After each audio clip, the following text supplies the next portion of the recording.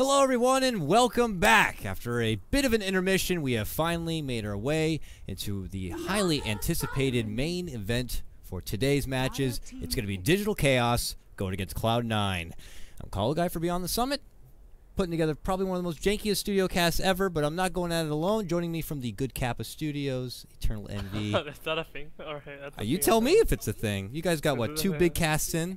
You're like one away from being an TI invite to cast. So you're gonna be good. Actually, that'll be legit. Actually, if I don't get a TI somehow, that's my thing for sure. The good Kappa Studio. Don't be ridiculous. You'll be there playing. You don't need to be there casting. You'll be there playing for sure. But how you feel, man? This is the match that a lot of us have been waiting for. This is the two teams that most had put at the favorites to possibly be there in the grand final. Could still be there in the grand final, but now they have to finally face each other in the winner bracket final. So, you know, it's going to be early. I know the draft has already started, but what are your early feelings? I know you know a lot of these guys, friends, maybe rivals. Give me your impressions about the matchup overall.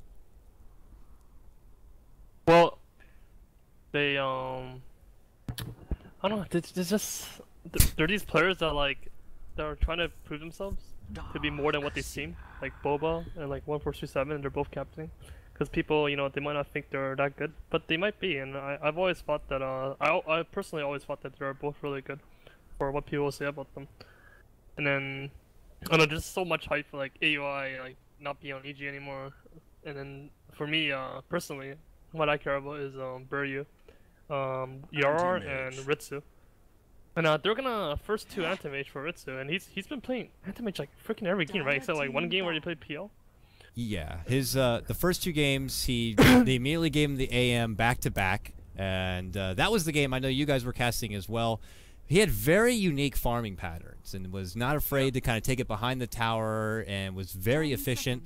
This guy is a serious farm lord though. He is all about the Diablo kind of a play, just you know, PvEing his way until he's ready to just kind of take a fight. Is it just his young talent thinking outside the box, being very unique with those farming styles? Like, I know you're a big AM player, so yeah. What's it like? Well, he's the sort of player that the farms things that he doesn't see.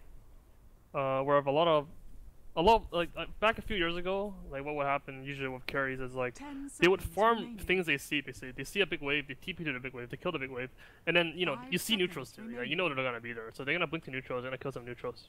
But this guy, he kills things he doesn't see. He predicts where waves will be. So he just cuts waves, and then he goes to locations where he knows it's gonna be get back pushed in, so he can push out the wave again, stuff like that. So he's really good at pressure. He's really good at pressuring the enemy while he farms. It's not very stagnant, like sort of a safe farming. Don't you think there's a bit of risk to it though, if you're kind of jumping into the unknown, or you just kind of like, there'll be a creep wave there now, jump in, and unfortunately you jump in and there happened to be someone there to catch him or anything, or is it just he just kind of can read the map that well and just knows? Yeah, okay. I mean, he got away with it, so I mean, so far he's been pretty damn good at doing it, so can't fault him on that. But it's a pretty tough test for him now. It's not like it's going to be as lax as it was, where I felt like the teams they had gone against coming up to this match, like the Union Gaming match and stuff, like he just got away with doing whatever he wanted. There really was no pressure to the anti-mage forcing him to kind of be in an uncomfortable position. He just got to do what he wanted. But I don't think that's going to be the case here, going against this highly touted squad of Digital Chaos. This anti-mage is going to be under a lot of pressure. I feel it's a Naga Darkseer. They're most likely going to be dual laning and following the anti-mage around.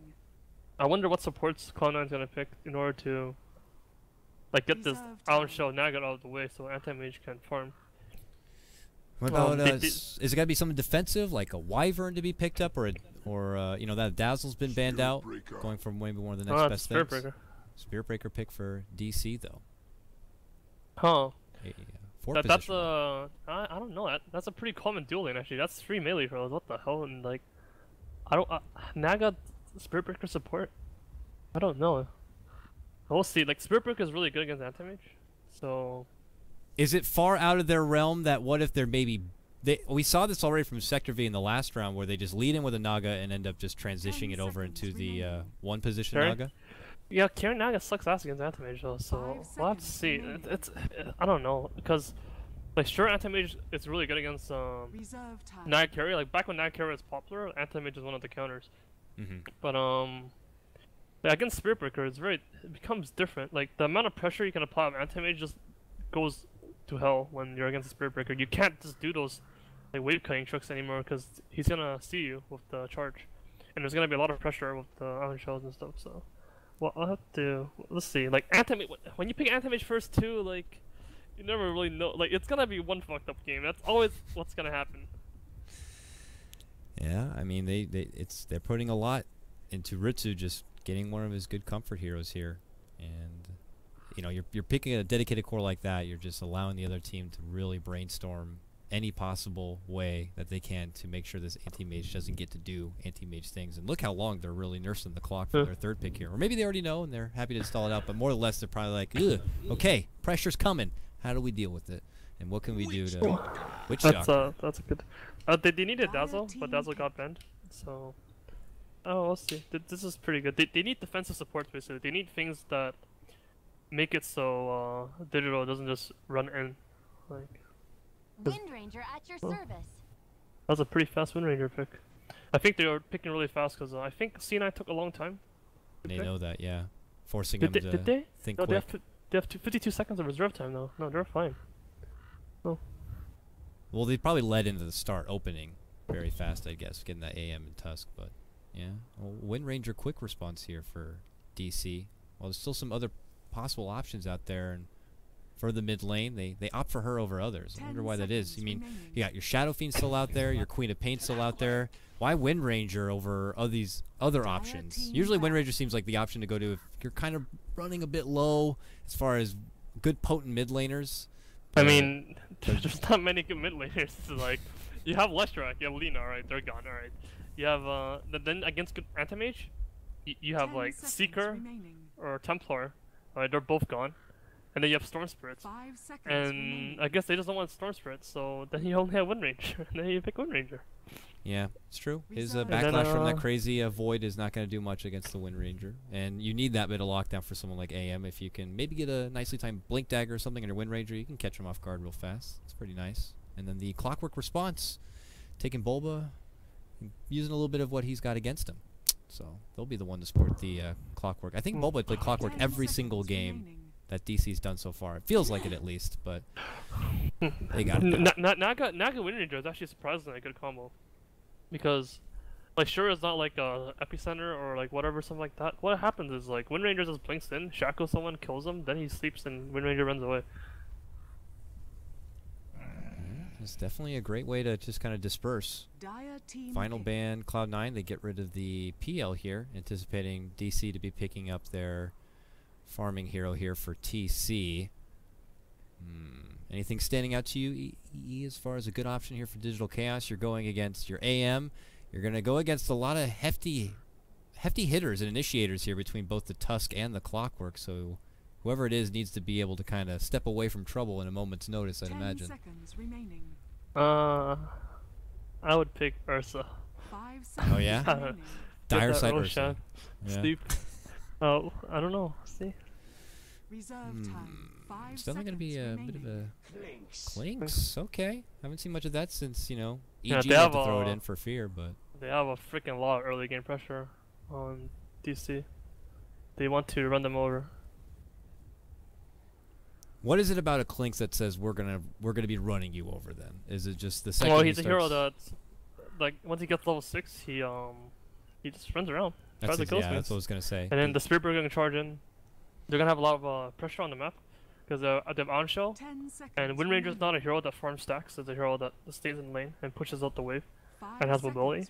So she's gonna be there just pushing out the mid wave and just pushing out every wave. And every hero in their lineup is fairly tanky, so they're just gonna run around and try to kill things. Cloud9 will have the final grab here. We anticipate their mid lane hero, and they will be the one to grab. Well, the I mean Storm that's the Spirit only for Brax. remaining That's the only remaining mid hero left, except Quap, I think. Yeah, I was gonna say like Quap's maybe the. You only have a few mid players heroes. And Storm's not the worst thing to be stuck with, and the AM's on your team, so it can't be the worst thing in the world. And they have mediocre lockdown. If Clinks, You know, we've seen different builds from Clinks. From you personally, the Blinks. From Fear and his, you know, Medallion Desolator build-up. TC, we'll see what he does. Do you consider going a bit of a throwback and getting like an Orchid on your Clinks or Wind Ranger just to deal with the Storm Spirit? Force him into a Yules or something like that? No, I don't think so. I think he wants the ability to kill Roshan. So he's definitely gonna get a Medallion. The only thing I see not happening is if Naga gets a Medallion instead. Starster can get them back. Yeah, but I don't think he's gonna go Orchid still. I don't like it. I just don't think it's that good. What about now that we see all 5 picked up from both sides? Do you think one team might have got the upper edge in that draft? C9's commitment early to the AM could feel a bit shaky at the start, but does seem pretty well-rounded when you look at it. A lot of hefty mobility from their side, and a lot of people to really get in the face of DC, but I guess you can almost say the same for DC side. You mean you got that I think Spearbreaker. Personally I like DC's draft more, but I can see C9 get away with things like Clock can do pretty good top, but it probably won't happen. And then same with the Storm mid against Windrunner. Storm mid against Windrunner is actually one of the worst matches for Storm. But Storm, like if you practice that matchup really well and Storm like under good blocks and stuff like that, then you're gonna be fine. But it's still a really hard matchup to deal with. So it really depends on these lanes. Because if DC snowballs like this, they're not gonna have anywhere to farm on C9, I feel. Bobo also not able to get down there and get that precious off-lane ward down, so maybe he'll turn the corner over here and put it in a rune spot instead. But let's go ahead and get things started here. This is NYChampionships and a qualifier. We're in the winner bracket finals right now. The winner of this series goes into the grand finals. The loser will have to bop back down to the lower bracket and try to battle their way back into those grand finals for a rematch here. And it is a best of 3. You'll see a bit of an early clash from both sides. Cloud9 committing with the coconut, actually catches, 3-man bounce. They turn their attention. They want to take out Brax, the mid laner, if possible, but it's Biru who actually is eating the most of the harassment right now and can barely etch away. He's going to be going down. The last slash of SVG. And Aoi also going to be in trouble here. Brax still alive. They're going to chase for him. Committing now from Yawar. Even the wind run here, they'll be able to take him down. And it's a 2-for-1 trade already. Advantage for DC. Early bloodshed coming out. That's freaking big. They had 2 batting runes as well. MSS didn't try to fight the Klink's top for the rune. That was very disappointing. I don't know if you guys heard me. I was like, oh come on, dude! Like he just ran away from top rune, let the Klinks get it. Yeah, and like I hate it. I did not like that. Didn't want to bother. That means TC gets that little bit of a bounty boost, and from what we saw, the breakout there at the bottom lane, Brax goes down early, and you can already see the emphasis of the assistance coming out from C9. Tusk kind of playing like that Earthshaker-esque. You know, he harasses out the mid lane. Now he's going to make a little stack over here. Not your usual spot that we see Tusk nowadays, but he's going to be there to assist Brax, it looks like, for a little bit here. Because as you said, it's a better matchup here for the Wind Ranger. And Yawar walking already in with 1 kill certainly is going to make things a bit easier, I'd imagine. But he will have to use his salve. And he's going to be left with 1 shared tango. We'll have to get that boot, or that bottle rather. I'm sure at a moment's notice here. Well, what's happening bottom? Ooh, Ion Shell City right here. Ritsu has to juggle these Ion Shells quite a bit, but it looks like T-Bin's going to just try to zone him back. So they're doing a dual lane Ritsu's here. actually so freaking good at Dota. Oh, yeah? Yeah, he has 8 CS out of 8. Even through the juggling Ion Shell and against the dual lane, he still finds a way to get in there and get every last hit. Yeah, Tuskar wasn't there either, so it was 2 vs 2. I'm impressed. He has 5 denies as well.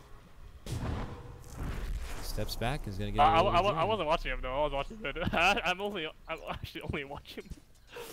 Well, that's just how it goes. You can't keep an eye on all 3 lanes. Dude, this guy's good too, like this guy's laning. He's Oh! fucking good. Nice little shackle and a power shot harassment. I don't think Brax will be going down, or will he? Look at this, Yawar committing good for fight, it. dude. He's going to get it. 1 more auto attack, gets the extra vision just in case from the charge, and Yawar, 2 straight grabs onto Brax right now. And as Tusk tried to come in to help out, he's going to get acknowledged right there from Biru on the Spearbreaker, and nothing will be had. 3-1 now for DC. Alright. Somehow Ritsu has he has good CS, but I don't think Anti-Mage can bring you back into this game though. Like it's gonna be Anti-Mage isn't one of those heroes that just so single-handedly wins you the game. Or, like unless he has like a really fast battle for you, but I think he's gonna have like a fast treads or something, but then the game's already gonna kind of fall apart from there. We'll have to see if that's going to be the case or not. You can see the early inklings of it right now with already the hefty advantage DC have been given at this point. And we already know what Aoi can do on this Naga. He's trying to keep MSS zoned back as much as possible. Definitely not letting him even consider pulling out that side camp right now. Back at bottom, still they continue to harass him a bit. Ritsu at 17 and 6. TC matching him on CS, now up to 18 on that Clink. So both core safe laners really getting a lot, even with the bit of harassment coming their way, especially on bottom. That dual lane still being here. Looks like Biru is going to venture out on the side. And they'll walk away. They have a double stack here just in case the lane gets too far forward. I guess Steven can always pull back that double stack on the bottom, but doesn't feel necessary for now. And how are we doing back in The mid thing lane? of Spirit Breaker is like when you're against anti-mage on lane, if anti-mage is able to hit you a few times, you don't have mana to charge anymore. Yep, 100 mana. And he can't even charge twice as it is with a full mana pool, so life is hard when you get smacked. And he'll have to just wait out what looks like for the 4-minute rune. Maybe it'll be a regen for him. Will Ice Frog be nice? We'll have to see.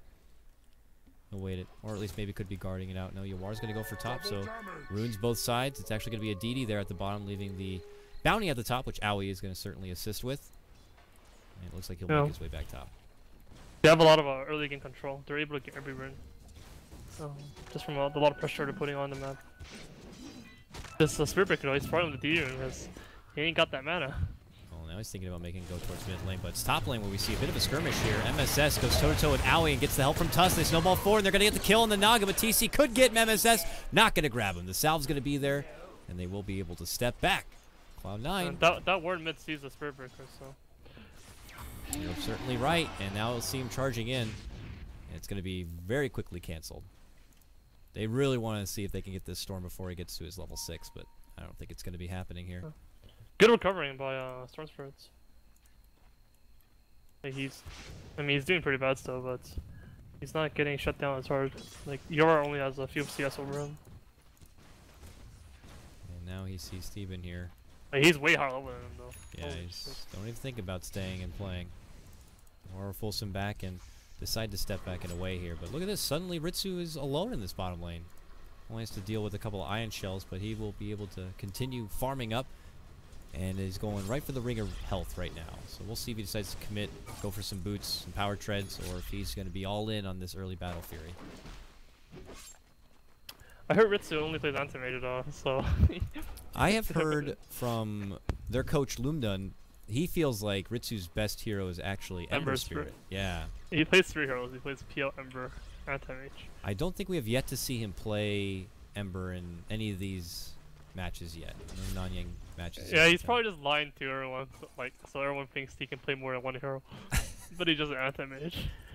I mean, is it going to actually get to a point, let's say C9 keeps succeeding and doing well with Ritsu's AM, does it become almost first ban worthy? I mean, you risk giving up a lot then. If they're actually going to be considering picking it up in first phase, maybe for some of these teams they might need to consider first phase banning it. But you don't want to have to do that because then something like a Lesh or something will get through. Be scary. Bounty Hunter. Tusk, who knows? It's good that they're laying a lot of pressure top, because now this can't just move away and let AUI freeform. AUI can't really do anything against those 2 heroes. Alright, looks like we'll need a second here, at least for the side of the Digital Chaos group.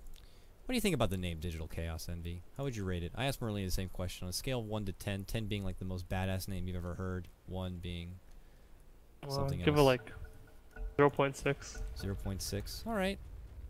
Something. No, C9 definitely has the better name here. Yeah, I'm not gonna lie, Cloud9's pretty legit for a name. But you get DCTC now. That's pretty cool. Yeah, that's pretty... no, that's not cool at all, but I like that. The DCTC right now, Clinks. I would definitely change my name if I was DC. To like, DC Tyler Cook Nose or something like that. Yeah, Patrol Chief is what he originally was for TC, but yeah, also Tyler Cook. Really? Yeah, that's what Grant said at least back in Dota 1. He was the Troll Chief. I think I even have a signature I made for him back when he was known as Troll Chief too. But we'll see. DCTC flies off the tongue, I guess, for now.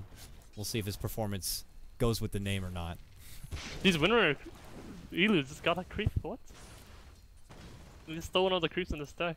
I don't know how many he stole actually. He could definitely scout out the illusion, even send a power shot that way if he wanted to snag some side camps. I don't see Wind Rangers really do that at all. That seems just an inefficient use of power shot if you're in the mid lane like this and you're able to just quickly shoot over to this side camp here and efficiently farm it on the side, or does that just seem a bit ridiculous? Oh, his hard camp? Yeah, from mid lane, like where he you doesn't are. really have the mana for it. Oh, all the meanwhile, bottom lane, Spirit Breaker going to be going down. A trade from both sides, a 1-for-1. It's going to be Clockwork going down for the Spirit Breaker here. Radiant's middle tower is Yep. under attack. It's a level 5 kill for a level 3 kill. Under attack. But Burry is really sad right now because now he lost a lot of experience bottom. Still level 3. He's going to make his charge back to bottom lane to get there. And I think it was something we were talking about before, at least the last time I catch a Digital Chaos. Aoi being the one who always seems to find that farm, or at least some XP. He's actually getting really close to his level 6 for a Naga at this point. Does always a good job pulling the camps and finding some solo XP, working with those. Allow TC to get his solo XP in the lane and farm, and he's going to get really close to that Naga song. What about Bulba? What's he been up to? He's got a soul ring, so he jungle farmed a little bit, it looks like. But he's got to find his way here. Maybe head back towards the bottom. Here we go. Biru makes a charge onto Ritsu here, and a very nice shackle follow-up. Even the ensnare. Ritsu will be going down. He will not be able to blink away. And it's now going to be a killing spree for Yawar on his Wind Ranger. At the same moment, top lane, they're making it go onto TC here. They got the dust. He's able to get the kill onto Clockwork, and he will not be going down. He will walk away. Back-to-back takedowns of MSS in this top lane. That's 2 kills across the board for DC. Wind Ranger is going Orchids. Alright. Aha, took my advice. Yes. Yes. No, not Clink's, Wind Ranger. I said either. Come on. Do you really? I said Alright. Clinks at first, or maybe the Wind Ranger. Check the tapes. But no, it is he's definitely a bit going unusual with for a that Wind one, Ranger but, as of recent. And I mean, that is unusual, but have you clicked on anti-mage? yes. You click him. Click him. Click him. Oh, Click what? him, dude. Oh. What's happening? He What is going on? adventuring away, starting to go for I the flags. think so. I think what he did was, I don't know though. I haven't turned back, but I can't turn back time. But I feel like he had the blast on quick buy, but then but because he was dying, he just bought it. Oh. I still think he's going battle first. If that's the case, that might be pretty legit actually. But yeah. He's a halfway between a couple items, though. Did decide to commit, finished out those treads, but yeah, he's just going to be holding the Hedress for now. It's not going to help him a lot in the damage department, at least for now. So he'll just jungle farm, it looks like. This gives some solo farm time for Theban, who actually is already level 6, nearly level 7 on the Switch Doctor. Last time we saw him play the Switch Doctor in the last series, maybe it was just the circumstance of the game being pretty lopsided. Actually put pretty much no points into the W or the E of his Witch Doctor. Just 1 point into Voodoo Restoration, and then he went all stats after maxing out the stun. So maybe yeah, it's it's kind of hard for him to run to melee range against those heroes. Like if you run in, you're gonna die to clinks and stuff. But what's really important right now is the fact that Spirit Breaker is finally getting levels mid, because Spirit Breaker is one of your biggest counters to anti-mage, so you really want to give him stuff. And because his Range Ranger is so farmed, he's just sitting bottom, and he's making his anti-mage not farm there anymore, basically. But I mean, he's just pressuring bottom. But the thing is, like, anti-mage doesn't care. Like, he can farm jungle, like, no problem. Honestly. So he'll do that. MSS left that top lane. He's now level 6 on this Clockwork, so it looks like he wants to hope for something to come his way for a big hook shot catch. Brax has been persistent, now has the top CS in the game at 86-3 on his Storm. Yeah, he's been doing a really good job catching up, honestly. Very dedicated to staying in this mid lane and farming his way I think back. he got a lot of small golems though, so it's probably a little bit more than people think. But he's still been doing pretty good. Bloodstone, do we wager? It looks like he already had the Arcane Boots and the Soul Ring, so seems to be the first grab for him, but he will be stalked here. Illusion sees him. There's a charge They're already ready out. for us though. There's a clock there. Yeah, they actually stopped. Well, DC's actually playing very patient there, because Clink's had no creep, so he's very weak. And now Clink's blocked his own camp, so that sucks. Got a little too close there at the end. Doesn't want to have to go for a golem. DC's playing very safe and patient. Okay, they know that he's not Maybe the seen here. shackle. Do they have enough? Oh, They good do. play. Big shackle. Quick death pack, quick kill. Brack's going to be going down there. They made that one look really easy. Patiently waited out for an opportunity, and it was granted to them. Very good word by DC. And scouting a lot of movements. Ritsu takes his business to the top lane where he will be welcomed by Aoi and a charge that's en route from Biru. We'll see if they look to follow it up with anything. MSS is coming up there, so he could wait behind Ritsu here. And they could get a counterplay. They actually see the charge. Yeah, they have that ward. very deep ward. So he all actually quickly backs up. And I guess they didn't want to even try doing any sort of counterplay, so they'll walk back and away. It's been, you know, for a game that has a Tusk and a Clockwork on the same team that are now both level 6, they're not really finding opportunities. Bottom lane, though, Brax is. He's looking to make a go on to Bulba here. Jumps on in with the help of the Death Ward and quickly pops the mech. Looking to make a run. Surge is going to expire. Follow up from MSS. He makes the party. And we'll jump in with the hook shot, but it looks like Demon will go down. Yes, he will. Last little searing arrow, but TC could pay for it with his life. They have the dust. They're going to pop it. They were not able to get off the Walrus Punch yet, though. They're not going to be able to chase him. Oh, man. Well, they'll walk away, so it's going to be a Bulba Darkseer for the Teban Witch Doctor trade. I think they should have killed him there with a faster dust. I feel like it was a miscommunication where they kind of like didn't know who should activate the dust because they both had dust. But I feel like in a situation like that, you just freaking pop that dust. Like both of you just pop it as fast as possible. Because they actually might have gotten that kill. They have 4 heroes there. Too nervous to let go too much glitter, I guess. So because of it, the kill's going to be getting away. Oh, Biru shows up in the mid lane. The second Teban pops in. Gives him a little welcome coconut. Force him back out. Very hesitant here. As they rotate back and around. Brax back at 1,000 gold. Still on his catch-up game here. Got a lot of farm for a Storm Spirit who doesn't even have a kill yet. 0 and 3, but he's still trying to make his way into the game. SVG on the Tusk. Was not able to get in here bottom. Bye-bye. Spirit Breaker first Anti-Mage. Clockwork misses the hook mid. They're not going to be able to get the jump. And they will lose the precious Ritsu. I think it's very good that they didn't. They missed that hook there. I think if they hit that hook, they might have lost the game. Because I think Bo would TP in and heal him, and then it'll be a disaster.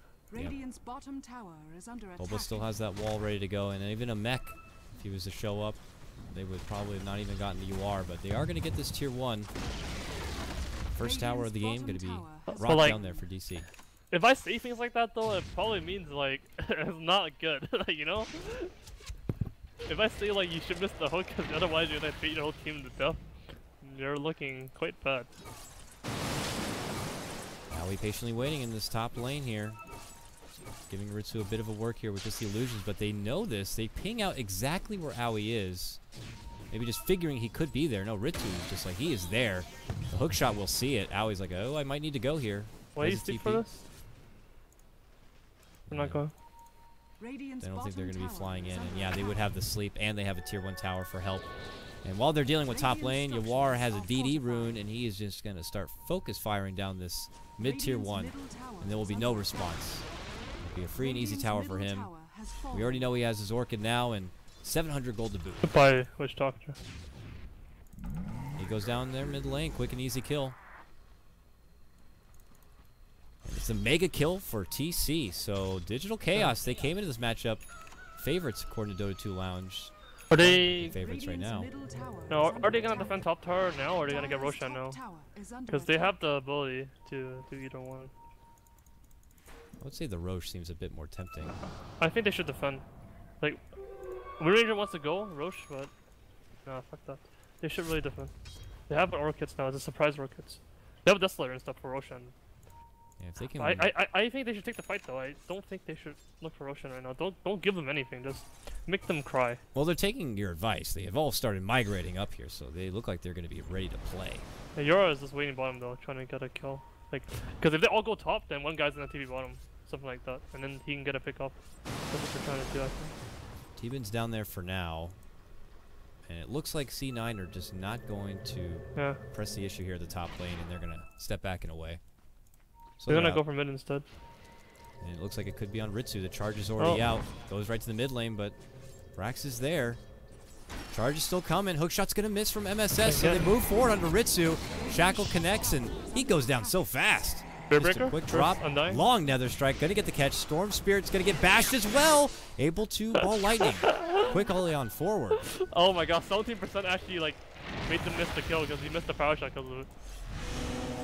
For once, 70% is not good. Bash, that's not going to actually work out to the favor of DC. My God. Brax is going to be able to live on. They just orchid him.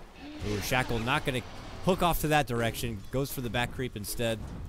But all the while, I mean, TC gets free poke damage onto this tier 2.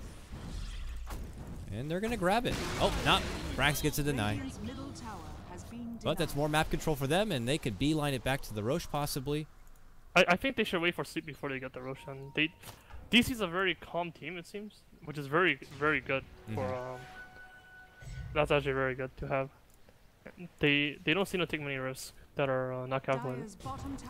Especially in the America Dota scene, having a team that can be patient, I think is probably very rare to come by. So TC though, he doesn't care about that sleep, man. He wants to get those points, those solo Roshan points. So all right, it's scouted TC. All right, can you just wait for sleep, dude? Can you? I mean, can you come on, dude? I've been here before, dude. Like, don't do it. Alright, whatever. Well, he's got help now. It looks like they will be able to get it down quick. Mid lane, Braxo is making a jump for Owie. Not gonna be able to get it. Biru shows up instead, and they're just diverting their attention elsewhere. C9 knew the Roche was going down. Not they're gonna be responding to it, but they have smoked. Now they're thinking about a slip onto Brax, but they're gonna orchid him.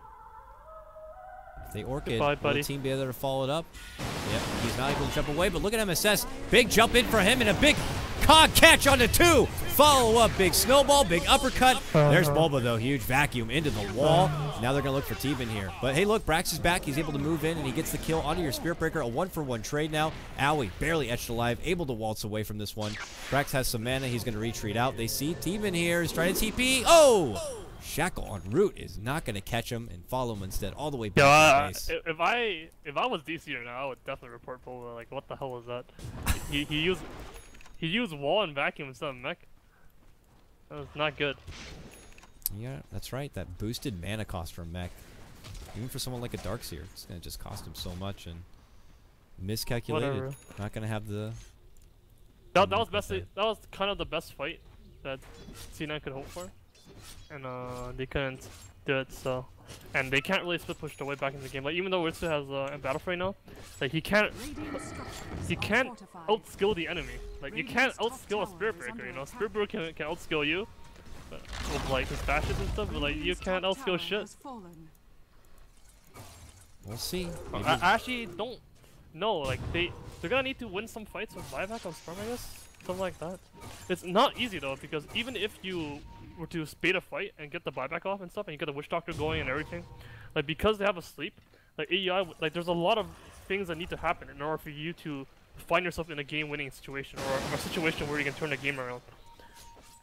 I feel like there should be some opportunities though. I mean, is it best to wait for that sleep to be on cooldown? Then you can try to formulate something to make a go in there. They still have about a minute. But the problem is like, if Klinks or Windrunner is next to you when you try to make a gank attempt, then both of them can kill you. And Spirit Breaker can always take the charge, and then there's a Force Staff and a mech from the other guy, and there's a sleep. So it's very hard to find yourself in a situation where you're gonna get a pick for free, and it's very hard to find yourself in a situation where you can fight these heroes that are very tanky. And like the only hero that's not tanky is Windrunner. But even then, like it's rough. Yeah. And she has Windrun to always fall back on as well. It's going to be a bit hard to grab a hold of her. They smoke, they move bottom. While C9 put their attention more towards the top. I just feel like in the meantime, DC are going to be controlling most of this map. As Brax will have to wait out on the bottom. Looks like they want to see if they can get some quick damage on this tower. 13 seconds, Sleep will be back. So even if they try to come down here and make a play, they will have the Sleep ready to go. For C9 though, I mean, they've only taken the one tower. They're still trying to at least get another tier 1 underway at this top lane, but it ain't going to come easy. Look who's already rotating in. Bulba's first. And they just see him and they're like, I don't feel comfortable anymore. If they go on him, Naga can TP and sleep them. So it's actually, I'm not sure what you want to grab, sir, to win, because you can't stake Roshan. There's not much you can do.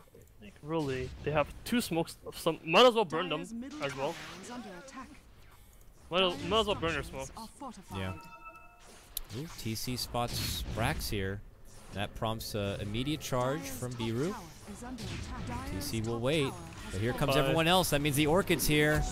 Brax is like, I don't even want to bother. Just offs himself. And we'll head back to base.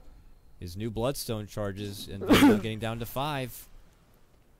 Not looking so good. I mean, this game is looking basically impossible. I think.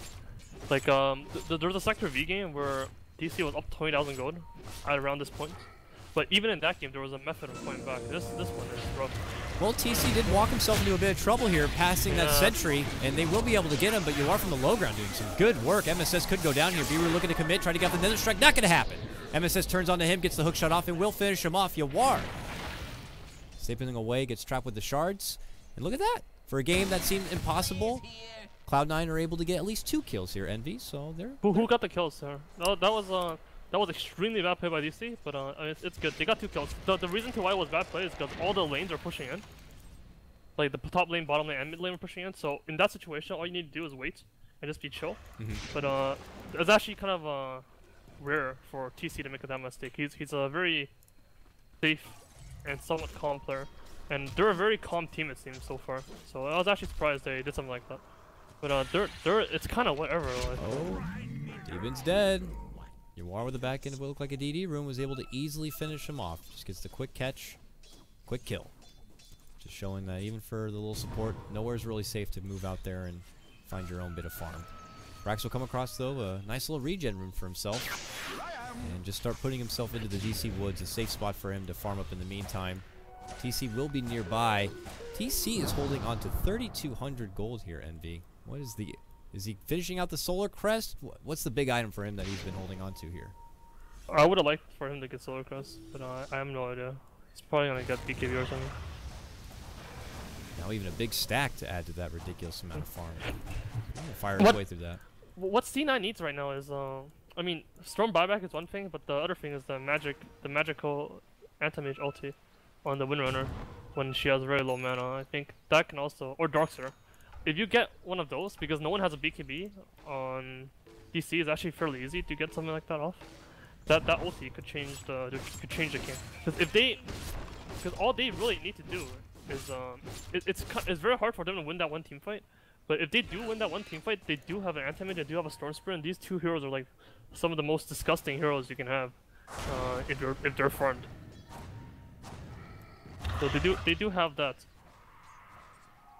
The dream is there. I mean, if the stars do align and he gets that huge mana void off, that could definitely be C9's jump into a huge fight here. Now they are starting to hear your advice, Envy. They use the first smoke, at least for now. So they venture off towards the bottom lane. That's a jump. If they got this jump. If they can get Owie before a song, that would be ideal. But AI is playing safe. They'll see it's all illusions and no smoke popping yet. They're going to walk right past him, but Owie's safe as ever. Way already out in the front door of his own base. So this smoke is not going to be getting anything right now for Cloud9, unfortunately for them.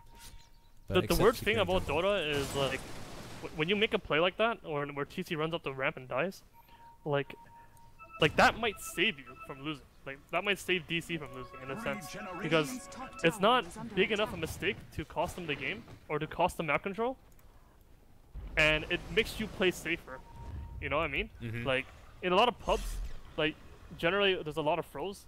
But if your first throw is like a 1 kill, then it might not be enough, because everyone just starts playing safer. But if your first throw is a 5-man kill plus Roshan and Tyre, then all of a sudden the game is like they caught on, you know? Yeah.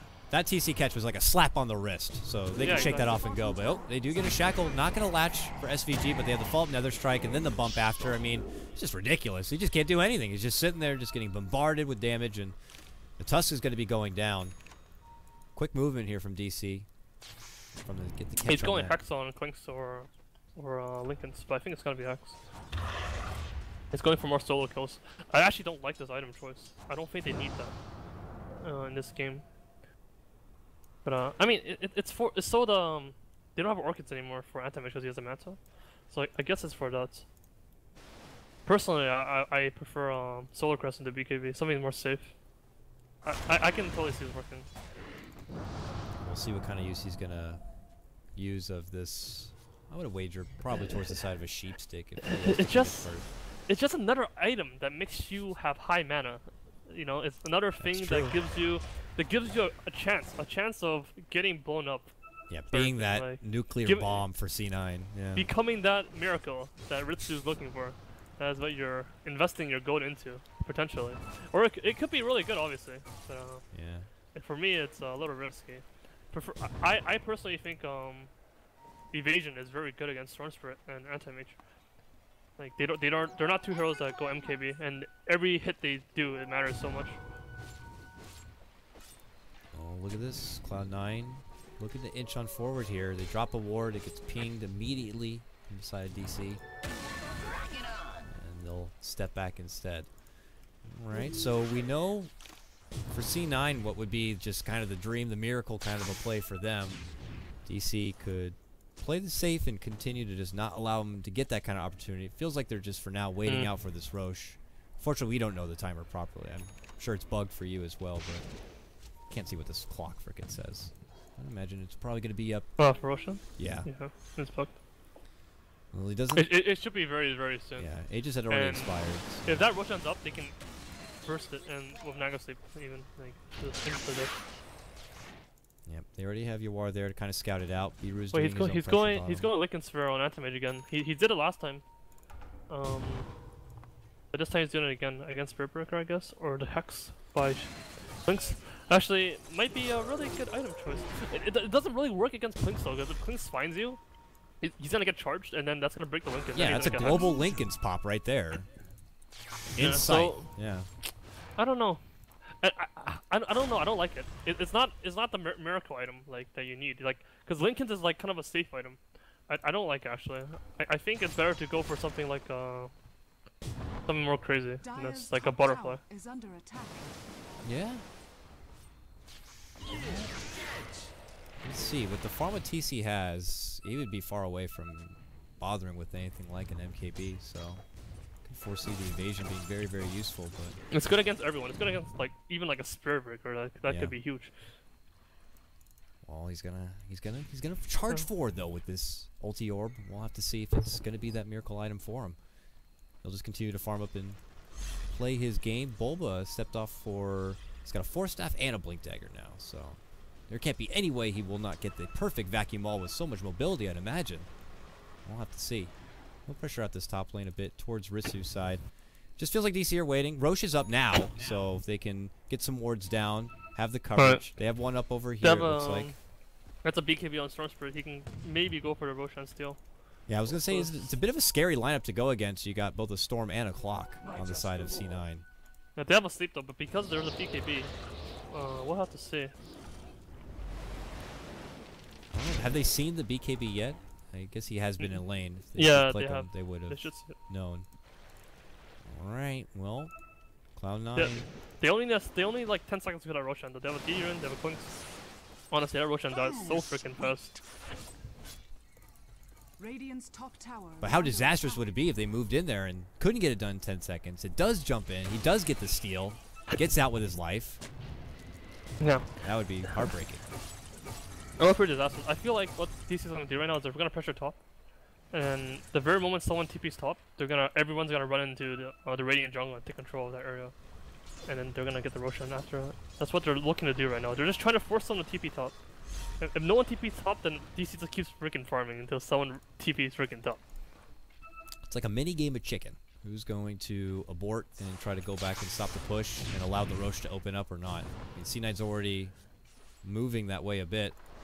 But the got the Lincoln's on Anti-Mage, and they saw it on him. Well, Lincoln's is online and ready. Mid lane showing it off. It looks like DC will just farm to Ancient Camp and continue to kind of hang around and loiter this Roche area until they want to go in. If this is the jungle move to get some wards down, we'll see. Nope, Owie just kind of scouting it out for now. Alright, so they see people top now. And once I see people talk, I wonder. I think they're gonna start running into the enemy jungle and start taking control of that area, because that's the most important area right now because of Roshan being alive. And they see Anti-Mage top as well, so they're just gonna go for Roshan. I think just kill it in like 2 seconds and a half. Oh, goodbye, bye Roshan. Yeah, you're not stealing that. And so that was a good strategy.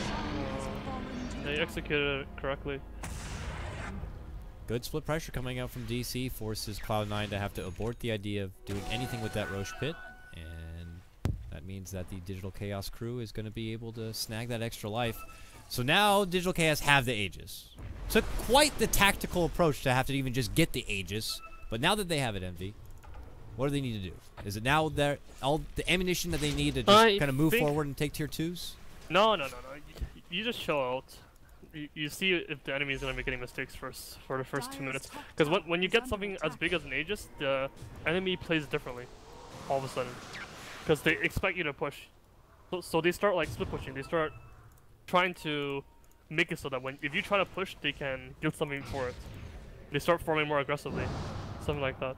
So you just wait a minute. See what they do, react. And then if they don't do anything, then that's when you get the tier 2 top.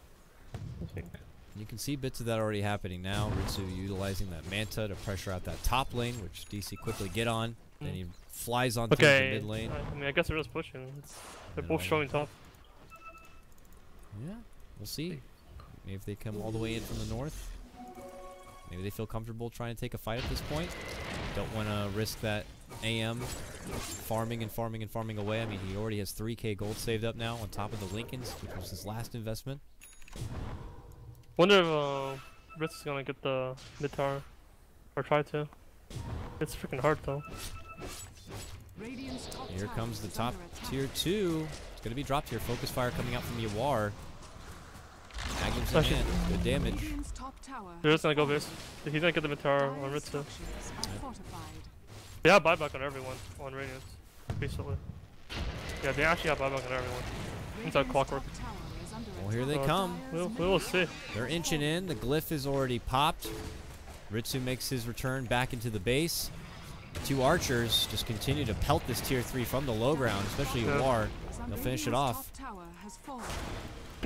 Are they going to be content with just that there? But Ritsu has no buyback actually. He needs a kill or two. You're right. Only 1k gold. He's a bit short. I think they're gonna keep going there, but we'll see. So what did he invest in? Oh, he's got the Basher now, yeah. Basher in hand. They'll see that. They're gonna wait for TC's BKB from base. I like this play more. I don't like it when they keep going. And that's generally not the... That tower is hard to kill. I mean, that Rax is hard to kill, but the ramp is so small. The Radiant ramps are in general are very small when it comes to the At the bottom ramp, that ramp's huge. Is that something that's still transitioned over from Source 1, or is that something new from Reborn? I think this is Dota. It is pretty damn big. Here they come though, mid lane. Let's see if they can get the tier 3 or poke it a bit now. TC has that BKB, fresh 10 seconds into his inventory now. And the Radiant are just going to be holding their buybacks because they feel like they'll probably need him here if they want to hold off this push. Split. They just have to be careful how they deal with this Whisper, because he does have buyback. Oh, big force forward onto Yawar. Now he does have the Aegis here. They're going to commit the Wallace Punch, and they're not going to go for much more than that. Oh, what a shackle. Will connect on the MSS. Big vacuum wall follow-up. There's going to be the Greaves thereafter as they continue to run forward. Big snowball to get out from trouble here. Biru's going to be eating the coconut. No one to go down as of yet. Team is going to unleash the Death Ward and take out the Spirit Breaker, who will immediately buy back. Now they're going to commit to go onto TC. Uppercut him. He's out. He didn't even get the buyback or the BKB buff, but he does go down regardless. And one by one, they begin to crumble. Cloud9 able to grab on. Nice hookshot follow-up. Roll forward. And looks like Yawar will be next as he's trapped inside the cogs. It's going to be 4 down all day, including the first life of the Spirit Breaker. Now it's just the one Aegis, but there's not much you can do to get away from this. There's going to be the Vortex pull, and he's done for. That is a 5-man wipe, counting the first life of Biru. That is a one hell of a hold coming out from Cloud9. They only lose their Tusk. That was actually towers. So big. That's looked like it started so well. They got in there, a big vacuum wall, but the snowball out or some sort of repositioning. Was that the reason though? Like for me, like I mean he's the TI winner, but what the fuck was that? I'm so confused right now. Like I don't understand. Was it a misclick? It might have been a wrist misclick because it's next to Riptide, which is your most used skill. But I feel like if you misclick that sleep or whatever, you just get out. Because well, with that sleep, you don't have a get out of jail card. You need it for sure. Like even if you kill them, they all have buybacks, so you need that you needed to get away. But instead, they just blow the sleep, and now that was so big actually. Like losing a fight like that, like all of a sudden they're actually down in experience, and now Gold is within 4.5k. Put C9 back into even, They're if actually not better just position. Yeah. Straight up back in the game. Like that's straight up back in. That is a butterfly nearly complete now for Ritsu as he just grabs the talisman right now. And this AM will be quickly 6-slotted once the Abyssal's done and perhaps some bots thereafter. Things get a bit scary here for DC. Their song is still online now, but oh man. I wonder how hard it is to kill this guy when he has a butterfly. Well, let's see. Spiritbreaker goes in, is lucky to get off a couple of hits and bashes. Follow up with anything. TC on his clinks. No MKB or any way to work through it unless he can get the sheep off. But that doesn't block the evasion anymore, if I'm not mistaken. They're gonna go again because they still have the Aegis and they're gonna bank on this Aegis. But they, once again, they have this buyback ability now. And Ritsu didn't have buyback last fight, but now he does, and now everyone does. So we'll see what happens here. I don't think they want to overcommit. No, they're too not much. gonna push. No, they don't. I don't think it's good either. I don't think they can push anymore. I mean, I said this game was looking impossible, but I mean, they actually found a way to come back. It just seems like what players like to do when they cast and watch games, or even if I'm watching them watch games from behind the scenes. It's it's over. It's over. It's impossible. There's no way. But I guess if it was everything achieved perfectly, yeah, maybe there's no way to win. But there can be those user errors, a misslip of a button, a bad sleep here, a surprising item grab there. Just can be a chain reaction of problems. Might have been the case here for DC to lose that big push. Yep. And now we see a game where things are back square even, if not possibly even a bit better for Cloud9 as they etch their way up this top lane. They're eyeballing this tier 2. They're going to have Ritsu stay in the lane and maybe see if they can have anyone, you know, come by and get baited.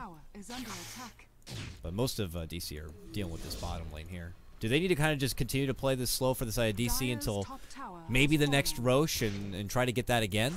It feels like Cloud9, by their body language, it's like we're not afraid to cross the river now and go out on our own. That probably gave them a big boost of confidence with that big hold, and it looks like they're just ready to now play a game of Dota. They should get their butterfly on Ritsu before they get too cocky. I think they already have it, and he still has buyback after it. But they should not fight yet till they have it. It's on route. There's not gonna be a fight until he has it. Once he has that butterfly, it's rough. They need to now. DC need to get their MKBs basically. That's what they need. Because with MKBs they still kill him in 1 second, but without MKBs it takes forever. How far off are they from it? We look at TC. He's got about 2k gold for it. DR is pretty close. And yeah, he's got some serious money. Nearly 3,800. Oh wow, he knew. He knows he's in this. Woo! There he goes. Brax is gone. Uses all of the remaining bits of his mana to make it all the way out of that top lane position and away from trouble. He's up to 13 charges. Remember we were talking about he was down quite a bit. What, 4 charges? No. He's got them all back. That's a lot of charges. He's in good good position. Yeah. He's looking good. This anti-mage is the most fun hero on the map now by a lot. Oh, yeah. A lot. Nearly 8k. Ahead of the next closest, which is your once the MKBs are online, what happens is everyone's able to one-shot each other basically. Like you can kill this anti-mage if you get him in sheep and stuff, or stunned. But if he jumps you with Abyssal, he also kills you in 1 second. That sort of thing.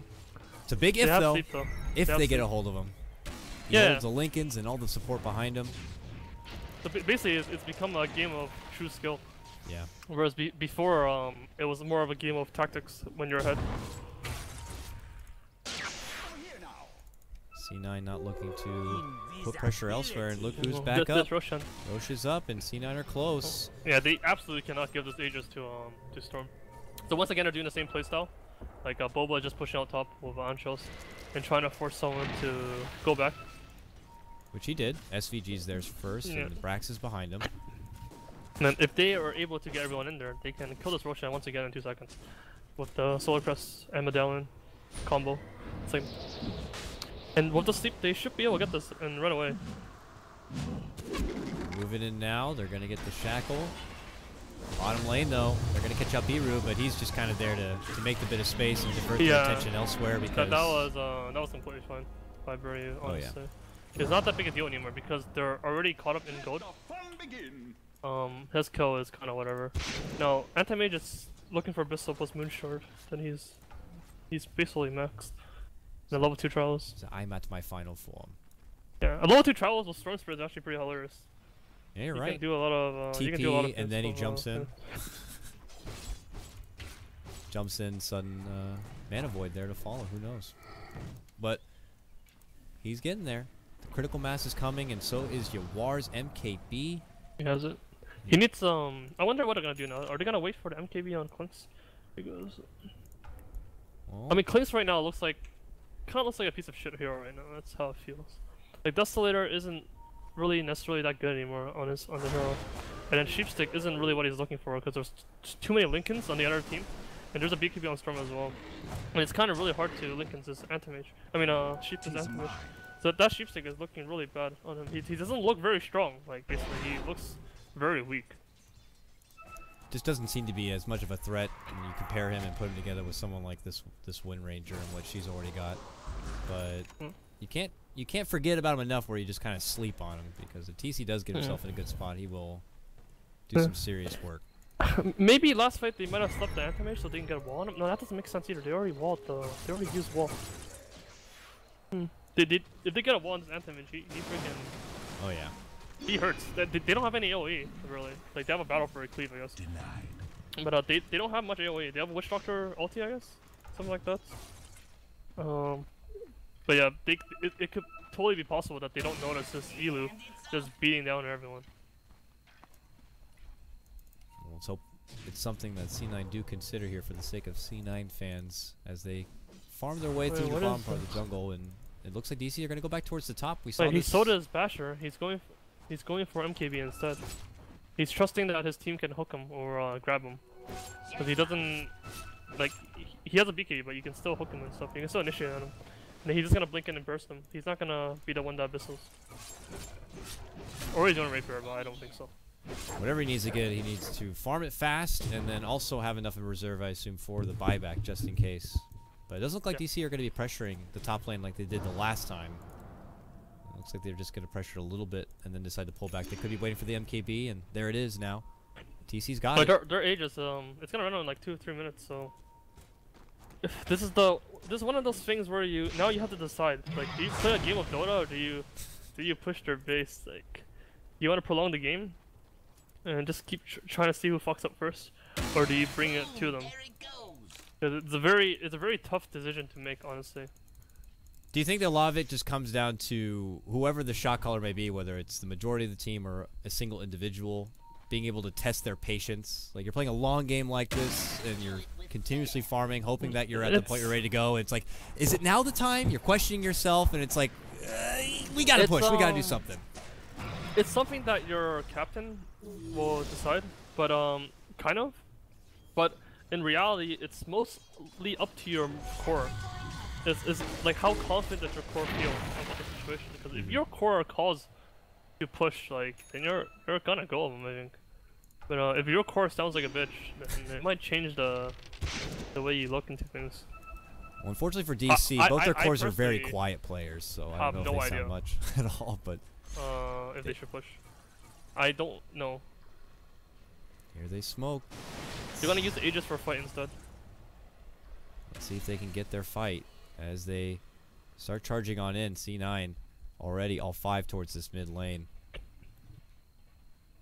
They're just like, they're out there somewhere in the dark. We don't want to go out that front door.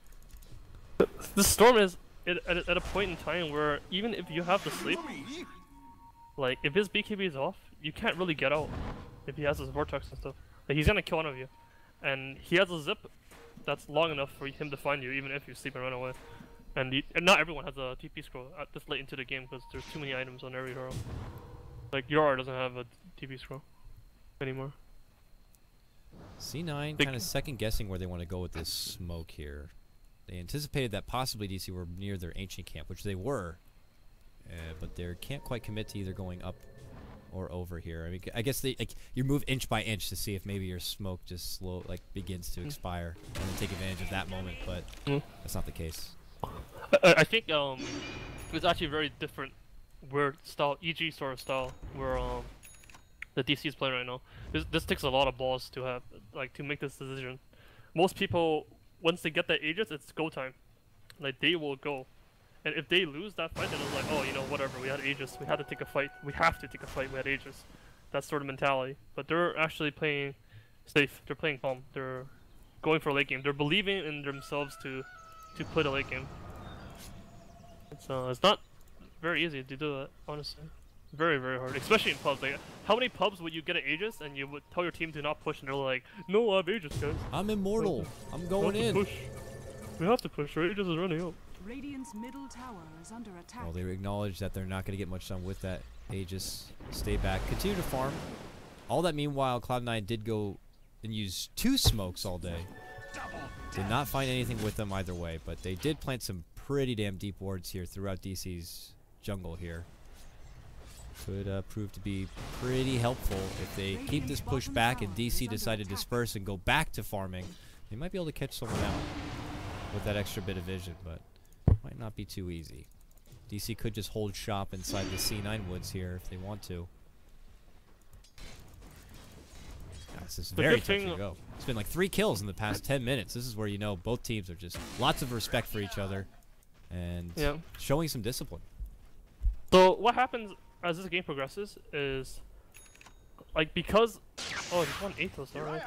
But because I don't know if I like that, but because of the game state, like, these supports, they can't farm on their own. They have to kind of camp their course, and you can't really like just go like, oh, Witch Doctor, you farm this lane, you know? Like, that doesn't happen because these guys don't push out the wave fast enough. You need the pressure, or else you lose too much map control. So anti-mage is basically gonna be farming, and Storm is basically gonna be farming. And this anti-mage is gonna be maxed out soon. Yeah. And he's not gonna get any more items, but he's not gonna give farm to his teammates even if he's maxed out because he has no time. He has to push out these waves. It's gonna be very rare that like Witch Doctor with his jump right bottom lane is gonna have the balls to push this. You're not gonna find that many opportunities basically. So he will max out, whereas the cores on. He just got like, an AC too. He can replace his Orchids. He can replace his get a Moonshard and Windrunner. He went AC instead of Butterfly. I mean, yeah, he can do that. He's rich. Might as well. He's also gonna start buying the wards and stuff for his team, so his support doesn't have to do that anymore. Oh, for sure. I mean, now he's, unless he's planning on replacing anything else, just a Boots of Travel 2 away from being totally maxed. But my point is, though, on the other side, like, so Storm's gonna be getting farmed, and then the supports are gonna be farming very slowly. But on the other side, you have Naga, you have Darkstar. Like, these guys are gonna be farming. So they're gonna get farmed with these heroes. The only hero that's not gonna be farming anything is gonna be Spirit Prick. So that's sort of maybe what their mentality is going to the late game. That anti-mage is gonna be maxed. If they don't win the game with anti-mage being maxed, then no one else on their team is gonna farm fast enough for us to give a shit about. Like, we're gonna have our other items faster, except Storm. Like, he's fine. But that's, we'll see. But if C9 do feel like there's a little bit of a power advantage for them while this AM is maxed out, they better make a fight happen. You don't want to risk waiting too long and having most of the Digital Chaos crew being farmed up and just kind of overpowering your team as a whole. He does have a Moonshard to go. Yeah, you're right. Look at the way they're playing. Like, no one's getting really, like, everyone's just farming anti-mage. Anti-mage is farming everything. Except Storm, of course. He's farming and there's like a conga line of people following him. Just like in his wake of farm, taking little scraps that they can. DC side, they float around the Roche pit, anticipating that he might be back very soon. And they would love to get that Aegis once more. The game's down to the point though where this Aegis, like, if Storm gets his Aegis, you're fucked. But it's very hard for him to get the Aegis. They don't kill Roshan nearly as fast as DC, and DC has sleep. And if DC gets the Aegis, it's kind of like whatever. Because they don't have the room for it. So it's near Roche time. We saw this the last 2 times. Where Bulba goes top lane and pushes it in. It looks like C9 are like, let's just get this lane way pushed out. And then head towards the Roche area. Yeah. But then they might just pressure bottom. Look at where Bulba's now. He's going to go bottom and pressure there instead. Force that's not the same, though. It's close, If they push out bottom, then they can just easily run into Roshan. Yep. Whereas the other way is not the same. When you're top, you're literally in the opposite side of the map. It's actually the furthest position you can possibly be from the Roshan area, except like your base. Like, I mean, your fountain. They're heading up there now. Looks like they want to get that lane pushed back the other way. I wonder what Yara is gonna get next. This is very important. I think he's gonna get more damage. I think he's gonna get Bariza. I was gonna say like a Daedalus, yeah. Good old Bariza, man. Roots, way old roots then, yeah. So, unlike last time, the top lane is not pushed out as you pointed out. That's very. But you know, eventually it will be. Eventually. We don't know how giving this timer is. Actually, it's Roche's up now. So it's not already very up. giving. Yeah. So so there's actually one more item he can pick up instead of level 2 travels.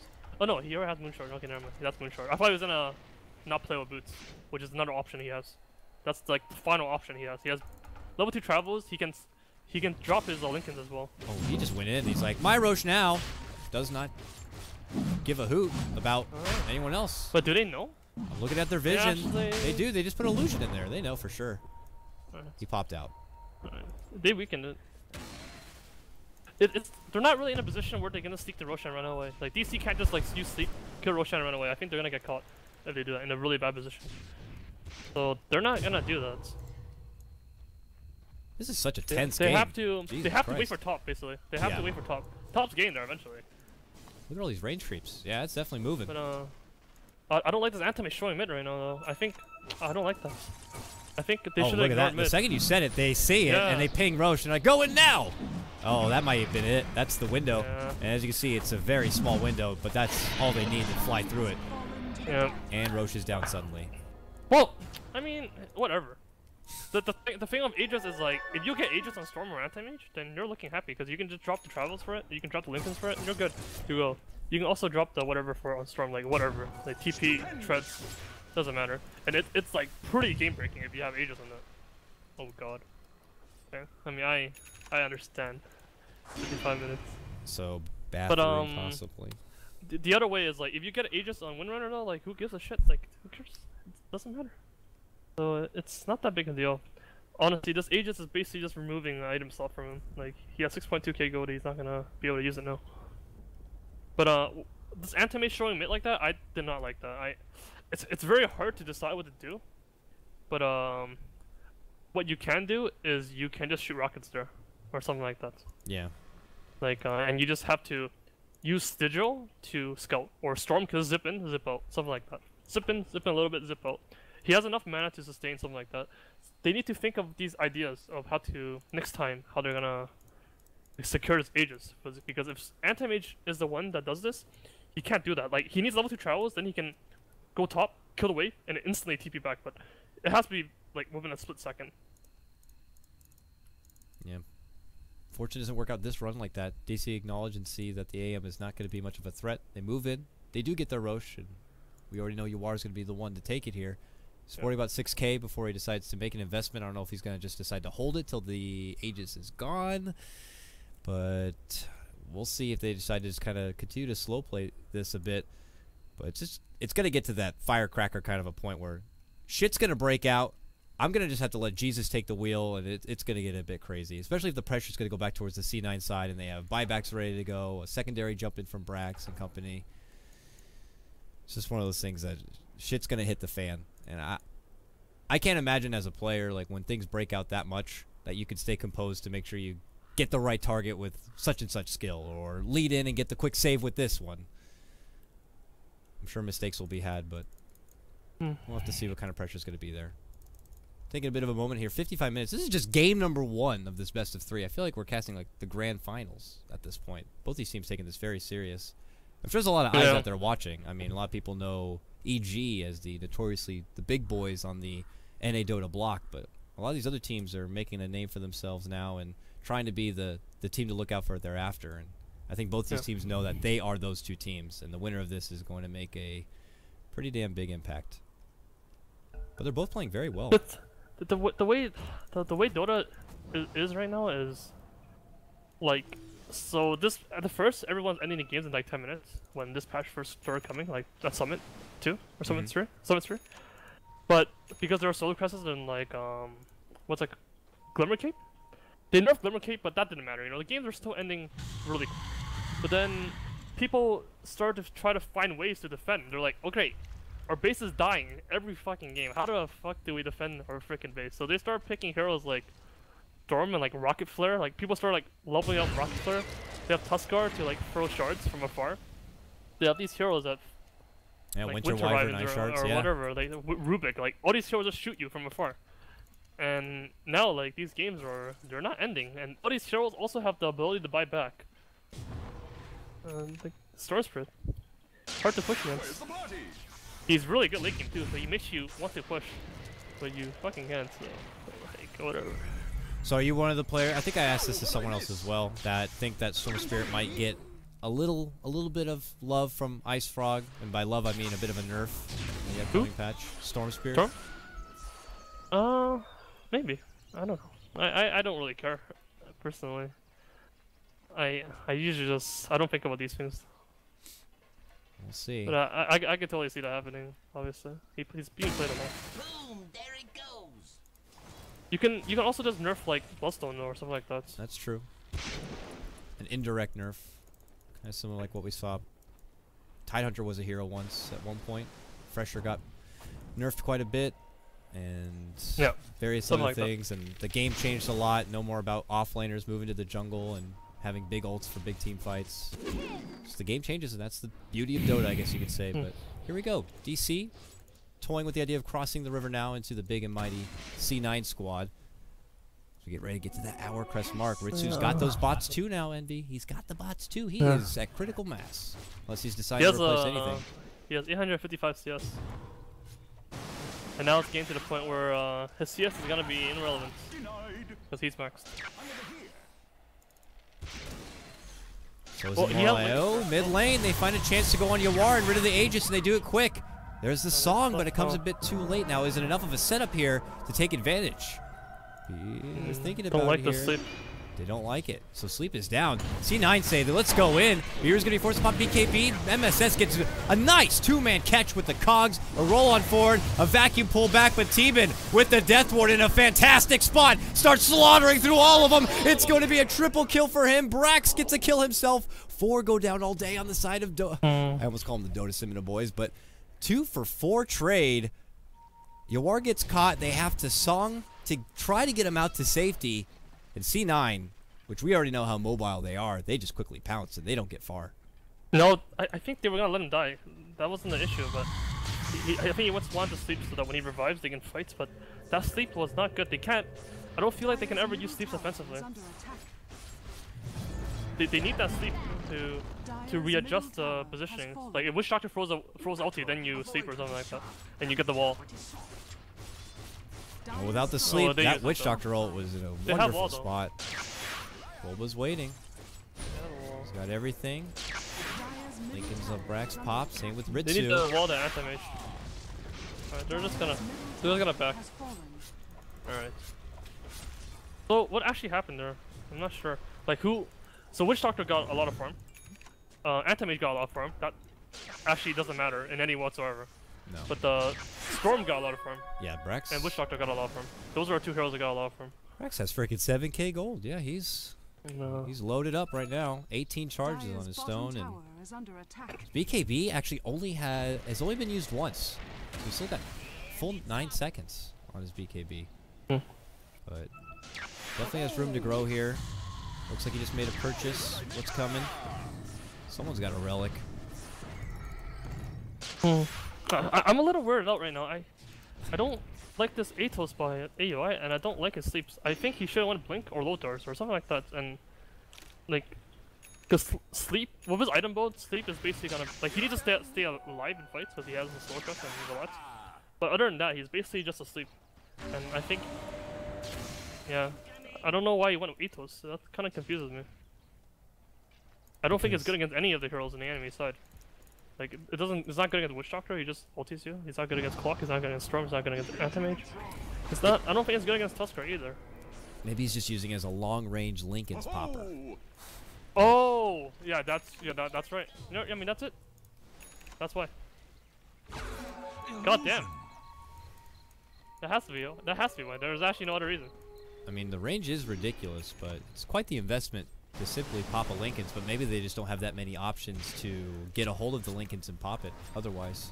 Yeah, that has to be it, though, because AUI is really smart with his item choices, generally. He actually understands a lot of things about the game. That's more like knowledge based, so that has to be one. I actually don't see any item that's like that. Maybe Yule's, but that's too close range. But then it becomes, is the payoff for something like that better than the items like you were suggesting, where he could put himself maybe in a better, quicker position for a more effective song. But if he wants to play like that though, he wants to 8-toast into break Lincoln, then he can't sleep to initiate, 100%. Like he needs to break, get the jump, and then he needs to sleep to save after the jump, because their heroes have to commit. All their heroes have to commit, and he needs to get them out of there when they commit. All of their heroes. He's trading out the Battle Fury right now for an Abyssal. Pops it down, puts it on the Doom, and now he moves in. Starts chunking away. The first Lincoln's going to be popped. The second one's going to be taken. That means the Ensnare can follow up. And now DC tries to get the right click. Brax is going to jump onto him, but that means the BKBs are going to be popped, and they're just going to step out. Let the BKBs go. And look at that. The Rax is already gone. Man, he chunked that down real fast. And now DC have no BKBs. Do have a song. Do have a wall. Maybe not for much longer. Bulba gets get caught, but there's going to be the song. This one will save him. Are they going to win? I don't think they're going to use it to fight, though. Just it's a level 16. It's a level 16 sleep, so it's gonna come back in a minute. Those BKBs aren't gonna. He tried to get a hook, but he's only level 13. His Clockwork's not even level 16 yet, so he can't get in there. Oh, there's gonna be a committed jump on the Spirit Breaker. They push him back. Now he goes for the Rax. The Rax is gonna be going down while Brax is like, "Look at me! I'm jumping in. I'm going for TC. What are you gonna do about it? Vacuum." Oh, Ritsu not caught in it. Goes to the other side now. Pushes attention onto Yawar, looking to muscle him back, but they put all of their focus onto him, so he's gonna be going down. Quick catch for that. Looks like SVC is going to be going down thereafter. Brax down and below. It looks like now it's going to be C9 who are going to be forced to retreat. Could not get deep enough and in a good position to use that team fight. Oh, they caught Teban. Even through the Glimmer, they're going to take him down. That means a gem is going to be hitting the deck. And it's DC This means now. a buyback. Why, so they're going to have a buyback advantage on DC. No, Winner doesn't have a buyback. If he dies, he won't have a buyback for a while. 2 minutes and a half. But I think they're gonna try to get this buyback. Like from Anthem. Oh, of course. Yeah. They have a full minute to try to do it here. Can they do that though? Can they push? I don't know. They're running. They are trucking there. Charging. Let's see what the Storm does. If Storm drops his treads right now and buys the TP scroll, this push might not happen at all. Yeah, he's gonna drop his treads, he's gonna get TP scroll, and he's gonna kill this wave, I think. Let's go. Go for it, dude. Go, go, go. I'll follow him for it. Ready? He's gonna get both waves. I think if he's fast, he needs to be faster than this. The wave's getting too close. Here he goes. I think the wave got too close. I think he can keep going, but they're not going to. I don't even think they can win the fight. Oh, there's catapults. All right, never mind. Fucking catapults. Like practice, I'm so cool at this. Oh wait. Too bad about your back door, buddy. Oh, the catapults will go down quick. Buyback from Teban. Looks like Ritsu will be able to hold his 18 they seconds. Have a sleep. They need a man up here. They need to hit this fucking tower. They can't do this. They have a sleep. They have to man up. Glyph is popped. Right, they're not going to be able to man up. They can't do it. They got to pull away. They're too scared. Ritsu's going to be back soon, and they don't like that. They got to go. No, they definitely get the tower. Ooh, Roche is up, they though. Probably wouldn't get that right. Can they creep in and do Roche real quick on the way out? They probably can, but I don't think they're in the state of mind to realize this. Yeah, he's not even going over. Yeah, scouting they definitely could have, though. I don't think C9 would be able to do anything to stop it. But they're definitely not in the right state of mind right now to do something like that. Things potentially feeling like a bit of a disarray here for Digital Chaos, while Cloud9 don't lose much. And look at, Ritsu knows what's on his mind. I'm going for Roche. Goes right in there. Now he's going to get scouted from the illusion, but I don't think DC have the time to try to formulate some sort of way to get over there. They do have that song. They don't kill it that fast. But do they kill it fast enough? Howie's en route. They smoke. They're going to try to get there a bit faster. It's getting pretty low. They pop out this song. It's coming. No BKB is going to be popped. but it will go down. It will be picked up. Teeban's going to grab it. Now Brax decides to go in, while on the low ground, Yawar looking to right-click and annihilate the Witch Doctor, rid of the Death Ward if possible, but he's got the Glimmer and they can't see him. Now Brax puts his attention onto Yawar. They're going to pull him back and look to take him down. AM's in big trouble from TC. He goes down. TC catches him. A double kill for TC. 2 different fights breaking out. Now the remainder of C9 think about making going in, but I think he bought back because he thinks Moonrun doesn't have a buyback, but he's wrong about that. he's in here now. Because if he dies now, it's like, I mean, they're fine. His Storm can defend alone. Lol. What a game. No. If Antimage dies, he has no buyback. Top's pushing in. They don't care, I think. I think they're YOLOing this. They're even gonna stack the top racks. I don't like this play, honestly, but let's see. I actually despise this play. At least for now, it forces out the buyback from Yawar. It looks like maybe that's all they really wanted. 1 for 1, I guess. And they run away. I actually don't know what's happening in Dota anymore. That was actually this game is actually becoming really weird. Like, I think everyone is starting to lose focus of their ideas of Dota. Because in that fight, had Storm picked up the Aegis, or Antimage picked up the Aegis by dropping his level 2 travels, or whatever, like the fight would be different. Like instead, they will get the same number of kills, and they will force buybacks without Antimage even dying. But instead, Witch Doctor picked up Aegis plus Cheese because they're not in the right state of mind. Like, I mean, can you really blame a lot of people? How often no, are I'm players not like them. put I'm in? just saying, this is Oh, what's I know. happening. It's just like you do your scrims and you play, you know, hundreds of games. How many of them are you going to be put into a situation like this where you're getting into 70 minutes and you're forced into is this the right buyback right now and here to end this game, or did I buy back into our own demise? And you can't simulate that. You can 1v1 mids and practice CS games all you want, but this is where it's the toughest test right now. Yeah, this is definitely hard. You don't get scrims like this. You maybe 1 in 100 games, because what happens in scrims is like people don't try hard enough. So once a team falls apart, they just lose. They just sort of give up. These teams are trying really hard. This is game 1. They're like, we need to get a win here. This is pride. This is about the number 2 spot in NA. Without question. It's also about you just form the team, so you want your team to succeed. And so he's going hard now. What did he replace? He replaces Lincoln's for. He's gonna have a lot more HP than he is with Lincoln's. I gotta say though, the way he itemizes, I feel like he's mostly correct all the time, and he's very fast about it. So I'm actually very impressed about that. He's quick to adapt, goes in, sees what might have went wrong in the last fight, and this time it was I was not beefy enough, and now he's got the heart. Couldn't ask for anything better to beef it up, and the pressure's going to be coming in the top lane here. Alright, so if Antimage dies, he doesn't have buyback. There's an Aegis on Witch Doctor. That might come into play. It probably won't. Oh, Witch Doctor has Aegis. Look at me just go. dangle him in the front. Maybe they'll use spells on him and take him out. I don't think that's happening. Tier 3 goes down. He has a blink now on AI, and he also has buyback. He has buyback on Clinks. Yora's gonna play a little safe because he has no buyback. But he's pretty tanky. Very touchy here. Antimage doesn't hurt that much, honestly. Let's see how these even just the Manta Illusions here, just trying to chip away what they can in the slow siege game. Drop a ward, lose a ward. Charge goes out onto Teeban, still has the Aegis, commits with the BKB, everyone all over the place. Now MSS interjects right into the middle of him, separates him back and away, commitment on Yawar, but the vacuum pullback while they try to lock him down with the Abyssal Blade, decides to stay alive, puts attention, Ritsu! Barely alive, still holding on there right in the middle, he makes it away! Slips out from trouble, right under their nose, is going to make it away back into safety. Biru focuses down Brax, they want their attention on him, and there's going to be the song to cancel out that death ward. They're looking out, seeing where Ritsu could be. He's healing up slowly in the back line. And there's the jump in. This is going to be all without Yawar out on the sidelines over 100 seconds without a buyback here. And now Brax moves in for Bulba, not going to give him. SVC trading it up with TC. TC's easily going to clear him down. Another vacuum through the wall. TC now dishing out the hefty right click. He does go down. He's going to be forced to buy back here. Bulba etches away. Brax very, very low on mana here, but Ritsu, the important damage dealer, he's still alive, and he's going to start chopping down the racks. This game is over. Seems like he has a buyback on point if he dies. If he dies. No, he doesn't. No, he doesn't. He has buyback on Naga. He has former sleep to go.